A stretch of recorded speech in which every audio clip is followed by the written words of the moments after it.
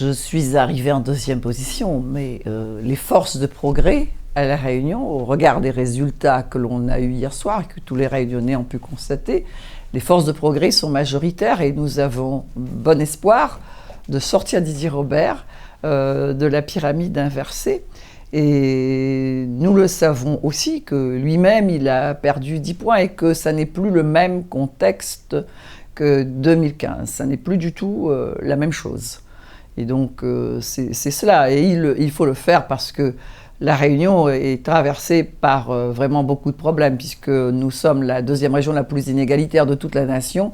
Il y a besoin que ce pays où il y a tant de personnes qui vivent au revenu de solidarité active, il y a tellement besoin que des emplois soient créés. Et il est possible de créer des emplois. Nous, dans notre projet, nous voulons le faire. Déjà, avec l'État, lutter contre des phénomènes sanitaires comme la dengue qui tue. Il y a le coronavirus, toutes ces petites bébêtes invisibles qui peuvent en finir avec nous. La Terre peut finir avec nous, avec la plus petite de ces créatures. Et donc, nous voudrions aussi mettre en place un service de prophylaxie. Cela a été fait à La Réunion dans les années 60 pour éradiquer le paludisme.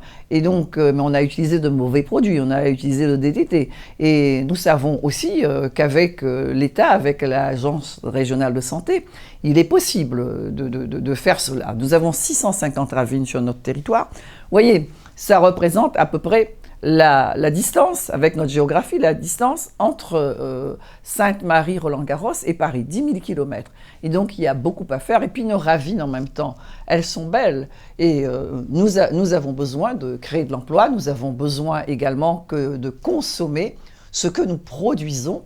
Et actuellement, on le sait bien, on produit 80% de fruits et de légumes dont nous avons besoin, et on peut faire plus, on peut faire mieux. Il nous faut 1000 hectares de terres supplémentaires, et donc cela aussi, il faut le faire. Et nous avons également, à La Réunion, ce qui devrait être notre fierté, on a une richesse extraordinaire. Ce sont les hommes et les femmes, ce sont les jeunes. Et donc, on a 23 000 étudiants. Si on additionne les étudiants qui sont inscrits à l'université ici à La Réunion et aux universités en France hexagonale. Et donc ça, ces jeunes-là, il faut que leurs compétences soient mises au service du pays aussi. Et c'est pour cela aussi, dans le même esprit, il faut former pour les compétences dont nos entreprises et bien d'autres activités ont besoin. Et donc, c'est nécessaire. Et nous avons aussi besoin de travailler avec les peuples de la région. On a une histoire française, elle est belle notre histoire française, et même si elle est traversée par des épisodes qui sont douloureux, l'esclavage, l'engagisme, etc. Mais on a une belle histoire française, mais notre géographie est africaine. Et on regarde seulement vers le nord, on regarde dans l'hémisphère nord. Et on devrait aussi regarder autour de nous. On a un pays, Madagascar, 28 millions d'habitants, on a le Mozambique, d'où beaucoup d'entre nous viennent du Mozambique, on a l'Afrique du Sud, un des pays d'Afrique les plus développés. Et donc, on a aujourd'hui un grand port depuis 2014, et ce grand port où il y a une zone arrière-portuaire qui est importante, qui est très intéressante, puisqu'on a 90 hectares, et le conseil départemental a mis beaucoup de temps pour que cette zone arrière-portuaire soit consacrée aux activités. Là, on vient de mettre 21 hectares, reste encore 70 hectares.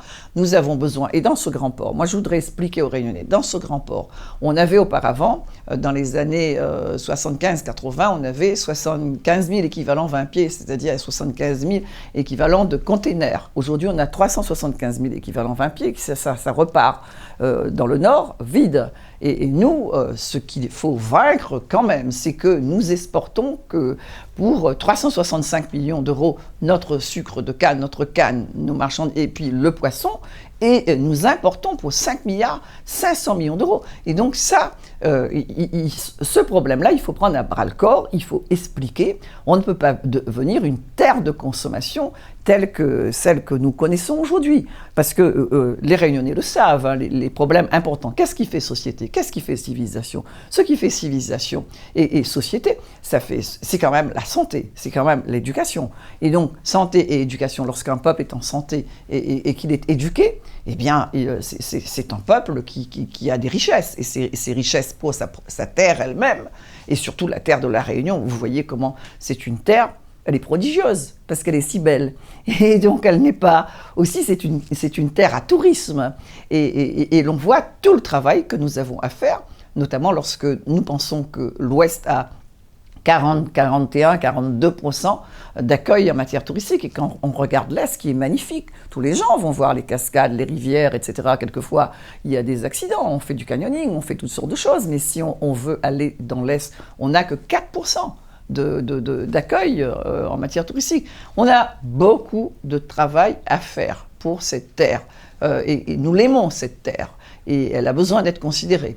Et nous voulons travailler aussi pour les 860 000 Réunionnais, parce que chacun d'entre eux est important, parce que nous voulons travailler pour l'intérêt général. Et l'intérêt général, croyez-moi, c'est l'intérêt des gens ordinaires, comme vous et moi, c'est l'intérêt des premiers de corvée, comme l'a dit si vilainement Macron. C'est l'intérêt aussi des étudiants qui sont des diplômés précarisés, on en a beaucoup. Et donc l'emploi local, ça, c'est quelque chose qu'il faut aussi que nous développions, que nous mettions au travail. Et puis cette terre mérite plus, mérite mieux que ce que Didier Robert lui a donné comme en fin de mandat. Et vous voyez, 12 ans de mandat, on n'a construit qu'un seul lycée. C'est quand même quelque chose. Et on a des lycées les plus surchargés de toute la nation. Est-ce que l'on est heureux lorsque l'on a le lycée Roland-Garros? Je suis parti au lycée Roland-Garros lorsqu'il a été ouvert en 65. C'était le 3e lycée de la Réunion. Aujourd'hui, il compte 2400 élèves. Et on a les autres lycées de la Réunion ils sont pas à 2400, mais ils dépassent le millier. Et donc, on a besoin aussi d'avoir des lycées. Par exemple, Sillaos a besoin d'avoir son lycée. Ne me dites pas que il y a des personnes qui déménagent parce que leurs enfants ne peuvent pas aller à l'école jusqu'au bout. Il faut mettre des options. Vous regardez par exemple une ville comme Saint-Philippe, la ville où Olivier Rivière est le maire. On peut faire de l'agroforesterie. La ville de Sainte-Rose où Michel Vergoz est le maire, c'est la ville du volcan, c'est la ville où Haroum Tazieff est venu, c'est la ville de Katia et Maurice Kraft. Ils sont venus là-dedans. Et donc nos enfants, ils peuvent avoir des vocations. Mais vous savez aussi qu'on a beaucoup de choses à faire dans la mesure où aujourd'hui on a un Parcoursup qui tue les vocations des enfants. Et on a à travailler beaucoup, beaucoup, beaucoup. Et donc, moi, je m'engage. Et puis, nous avons, je pense, les partis progressistes, nous nous sommes rencontrés. Après-midi, on fait un point presse. Et donc, c'est pas difficile de s'accorder. C'est pas difficile. On a des points de vue semblables. Quelquefois, c'est différent. Mais moi, j'ai l'habitude, puisqu'entre 2008 et 2014, j'ai travaillé avec un conseil municipal qui était un conseil municipal divers et varié. Il y a eu quand même, je ne dis pas qu'il ne va pas y avoir quelques petites, quelques effets. Oui, mais ça, c'est normal. Ça, c'est comme dans un bon couple qui s'aime. Et donc, à un moment donné, on se bagarre un petit peu, mais on revient. Et donc, tout ça, moi, je pense aussi, moi, je demande aux Réunionnais d'aller voter. Ça n'est pas possible. Que l'on assiste au piétinement des autres et puis que l'on fasse le reproche que la politique est mauvaise. Mais alors, prononcez-vous, allez voter, dites-le. Ça a été si difficile, le droit de vote. Bien sûr que l'abstention, elle a été gagnante, malheureusement, elle est gagnante. Mais il ne faut pas que l'abstention gagne nos esprits. Il faut que chacun ait la responsabilité de lui-même. Ayant la responsabilité de lui-même, cette responsabilité, il peut la diffuser à d'autres. Chacun est responsable.